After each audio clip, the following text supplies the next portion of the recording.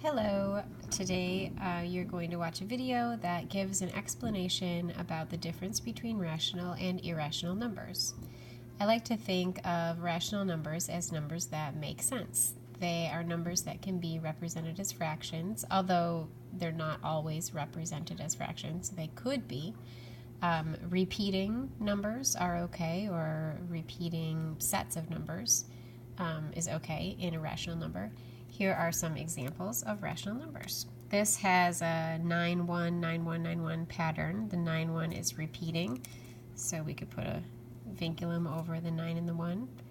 Another rational number would be 1/4, 9/8. Those are both represented as fractions, so if you see a fraction that has just regular numbers in the numerator and the denominator, then it is a rational number.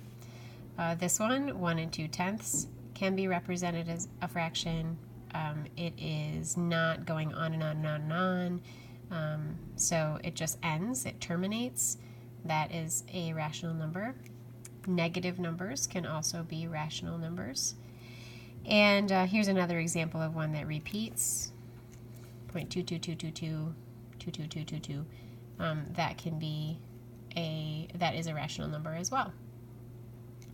Irrational numbers, on the other hand, have no repetition to them, and some are obviously no repetition, like this 8.6912480, blah, blah, blah, blah, blah. There's no pattern here that repeats. The dot, dot, dot, in this case, the ellipsis, just indicates that it goes on and on.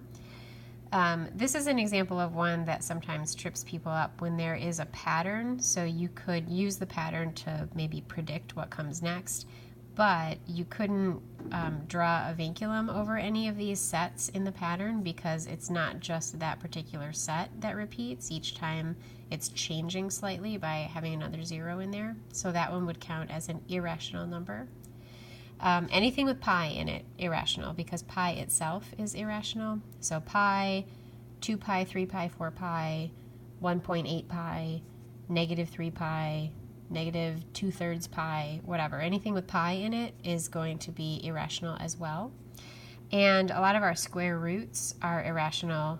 If it's not a perfect square, then it would be an irrational number. So if I put this in a calculator, and it's going to give me something that is a decimal that goes on and on with no repetition in it. So those are all considered irrational numbers. I think I'm going to add to rational numbers perfect squares. Like the square root of 100 is just 10. So that one is a rational number, not an irrational number. So hopefully now you understand the difference between rational and irrational.